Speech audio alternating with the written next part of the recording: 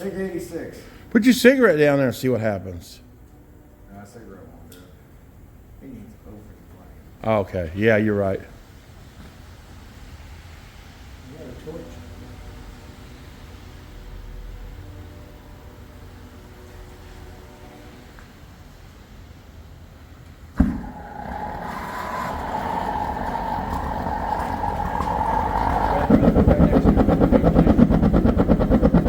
Safety first. Safety first.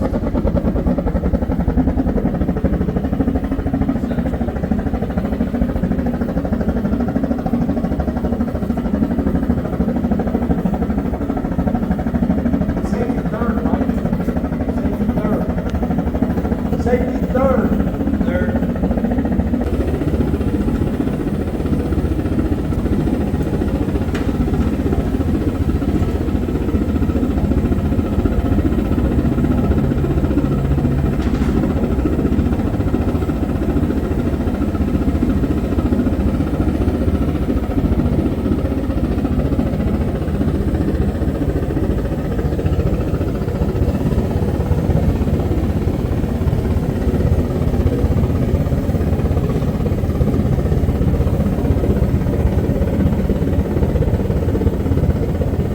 I love doing this type of stuff because I tend to stray into the blacksmith world anyways. I play with blacksmithing. I always have. I'm by no means a blacksmith, but I definitely study their craft and use their techniques in a lot of stuff I do. You don't get to do stuff like this nearly enough though, because it's just not a massive call for it. Yeah. Just like blacksmithing, you know. Yeah. I mean, there are guys out there that make a living blacksmithing, but most of them are making knives and you know, decorative fences. You know something I learned from a blacksmith that I did not know is watching them make nails on an anvil. Yeah. Now, I'm a carpenter, and I come from the school of driving round nails, but before they were round, they were square. That's right. And they were made on an anvil. They were long pieces of flat stock, and they chopped them up, and on an anvil, there isn't actually a hole in the anvil for that nail. Yeah. And you drive it down in there, and it kind of shapes that nail, and then you beat on it, and that gives it that head. Right. But a guy told me, a blacksmith said, the way you keep that nail or that piece of metal from sticking in there is you put coal dust. Yeah. You put coal dust, sprinkle it down in there before you drop that hot metal down there, and that will keep it from sticking to that anvil. Yeah, And I yeah. thought, that's ingenious. Yeah, yeah. And blacksmiths, I mean, they had it figured out long before, you know, modern anything was doing it, because they made everything. Sure. They made everybody's tools, including their own. Yeah. I mean, they made everybody's tools. They made, you know, they made all of the stuff for the carriage. They made the leaf springs. They made everything. I mean, it's as far as I'm concerned, it's the forefather of what I do. And they welded together by literally taking two pieces of metal and heating them cherry red and beating them together. Yeah, I suck at forge welding. Yeah. I've tried it so many times, I'm no good at it. Yeah. But I've forge welded a few times, but I'm not good at it because, man, it's so labor intensive. Like, you got a power hammer, you know, I got that trip hammer over there, and you can throw it on that trip hammer and you can get tonnage out of it, which helps with forge welding. Yeah. But, man, those guys back then, I mean, they were slinging, you know, a 20-pound sledge and over and over and over. My granddad has an old anvil. I think the date on it's like 1860s or something, and that I've got that I inherited. Okay, but for years he had it setting, and still is. It's setting on a big tree that was cut out of a tree that's probably 2.5 foot in diameter, right. And it's probably about waist height. And I used to think the reason why he had it set on that chunk of wood or that tree wood was because he was too cheap, or I won't say lazy, because he was not lazy, but for whatever reason he didn't want to make a metal base for it or mount it on something more solid. Well, I picked up a blacksmith book and read in the book that they prefer that it's set on a piece of wood, and in the book it said preferably a slice of tree, so that it gives the anvil a cushion when you're hitting on it. That's exactly right. And it also takes the ring out of it and the harmonics, and it dampens all of that. Yeah, that's right. And a lot of those guys, they would take steel bands and they put bands around tree stumps to keep the tree stump from splitting, because they beat on them for years and years and years. Wow. So they would steel band it. to Wow. keep it. But yeah, normally you keep it on a tree stump. I actually have an anvil here that actually I have a number of anvils here, but normally I just throw it on the table because I'm not using it all day every day. Yeah. You could, You know, yeah. at one point in time I had an anvil on a tree stump, but Yeah. you know, when you got small shop problems, you can't just have that stuff laying around. And also, I think you're just like me. I work in wood, and people who don't really know wood think, well, since you work in wood, you can do everything. Right. And I've been called a master wood craftsman, and that's not true because I appreciate the compliment, but there's so many different ways of working wood that I don't do, and I think it's what you're saying right there. You work metal in a certain way, but you don't do blacksmithing. That's right. And there's a difference. Yeah, it's different. It's different disciplines altogether. You know, like a lot of people call us, fabricators, or you're a welder, you're a fabricator. And not that I take offense to any of that, Sure. because I don't, because I do weld. I am a welder. I do fabricate parts, but when you start getting into the world of shaping and hand making whole parts from flat metal, it's just a different layer. You know, in the old days they were called coach smiths.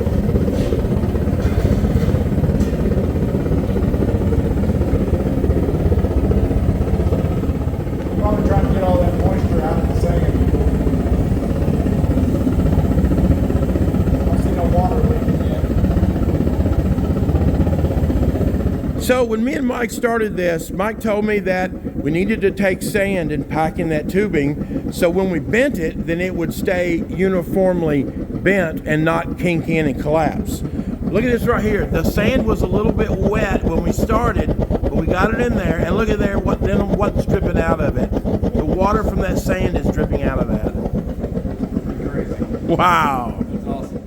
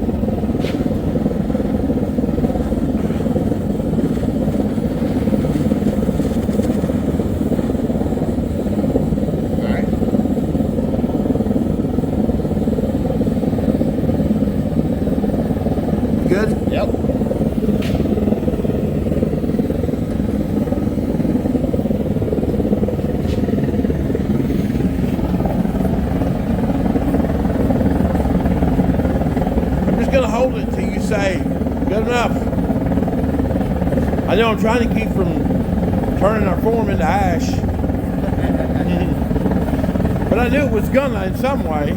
I just wanted to live until we get this done. That's right. Otherwise, I don't care.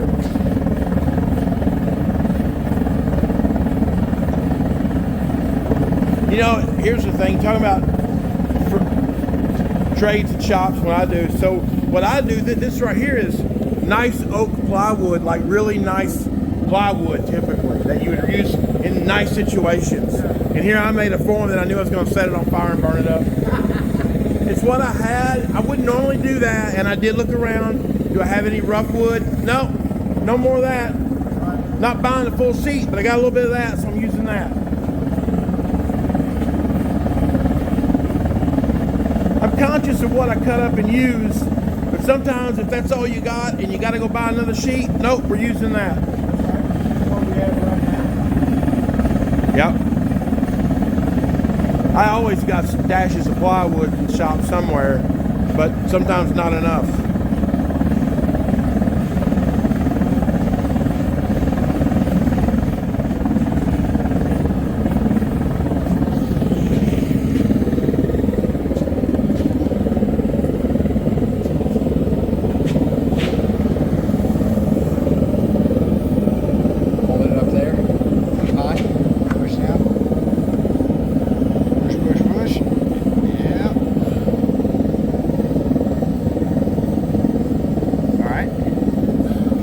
It's not easy to be the cameraman and the operator at the same time. Only if you had one more time.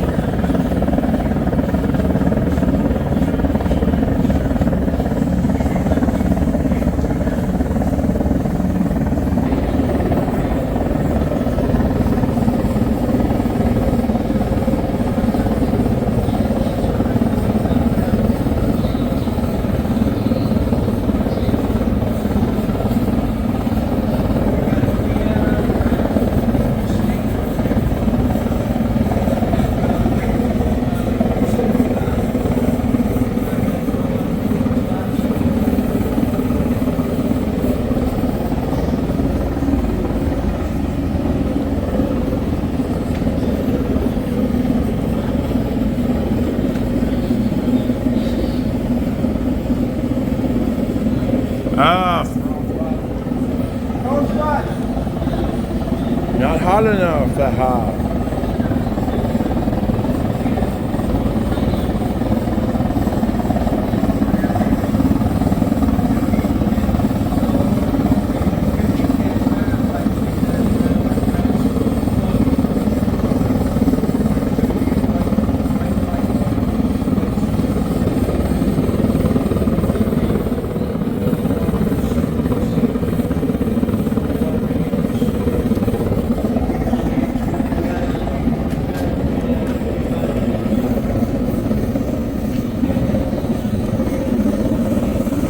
Push right there.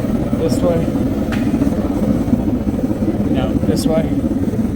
Toward the back. No, toward the back. Push the can. Oh. Sorry. Right now, down. Push, push, push. Push, push, push. Push, push, push.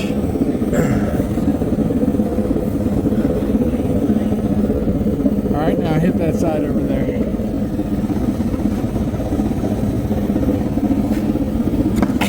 Top again. You doing fine, you doing fine. Top again, yep. Alright, let it go. Hell yeah. You're the best cameraman and worker I've ever seen. Wow.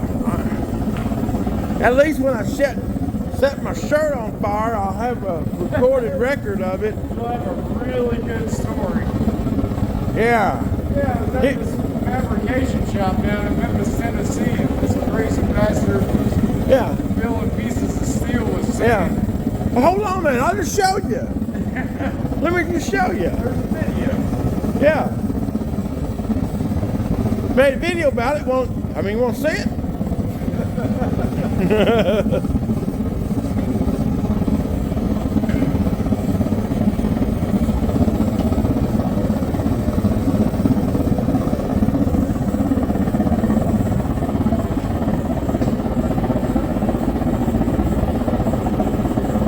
Oh, yeah.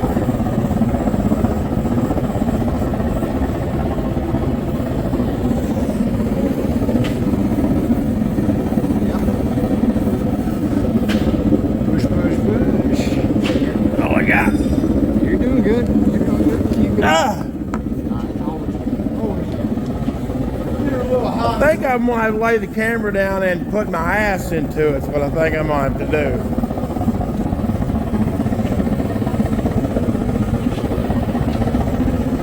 And everybody knows I got a lot of ass, so it's just a matter of laying the camera down.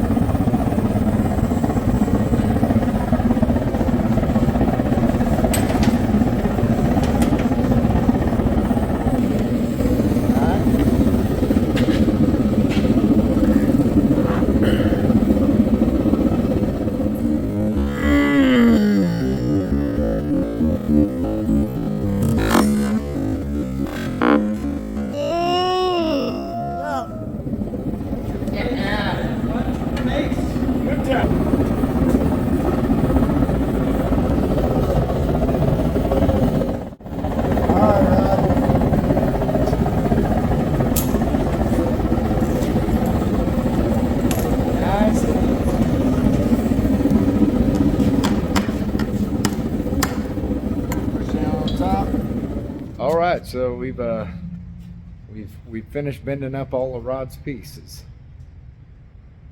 So my thought process was I wanted to make a windshield frame for my 1939 Chevy truck, and I had studied how I was going to do it.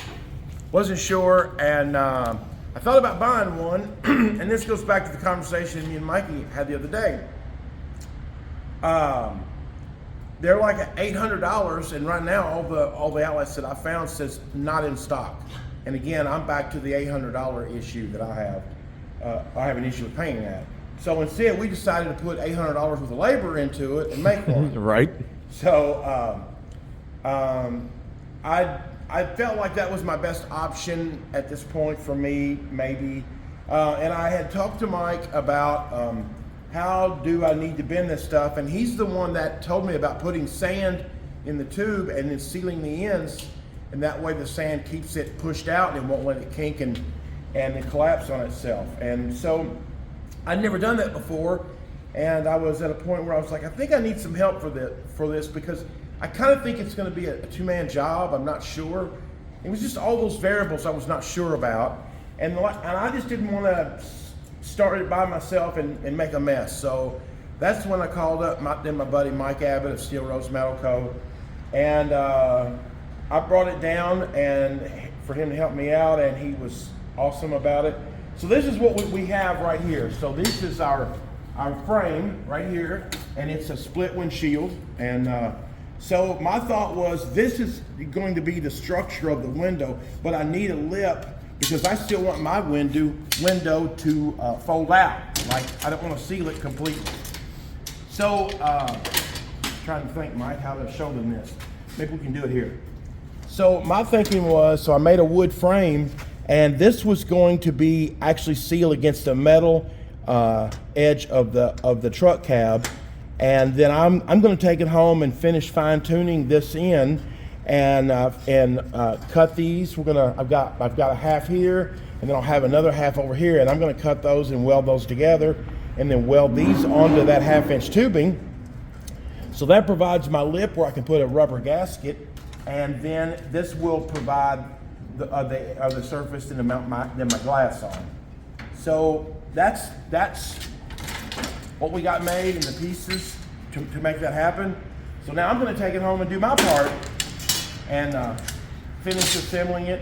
That's probably more work than that $800 window, but this is what we got. I don't know, material-wise, Mike, we probably got less than $25 in this whole mess right here. Most likely. You know, yeah. I know I bought all that steel, and it all cost me like $40, and we didn't use it for about 25% of it, maybe. Yeah, we used one stick of half. Yeah, so probably about $25 into this, and but probably about $1,000 in labor. Yeah, that's right. So I'll send myself a bill and be happy about it. That's right. So we appreciate you guys for watching, and I guess that's about it. Mike, got anything else? Nope, that's it. Get out there and build something. You guys get out there and build something. Finish your project. That's right. And don't do it out of your own pocket. Do it with your hands. That's right. Take what you got, make what you need. You guys take it easy.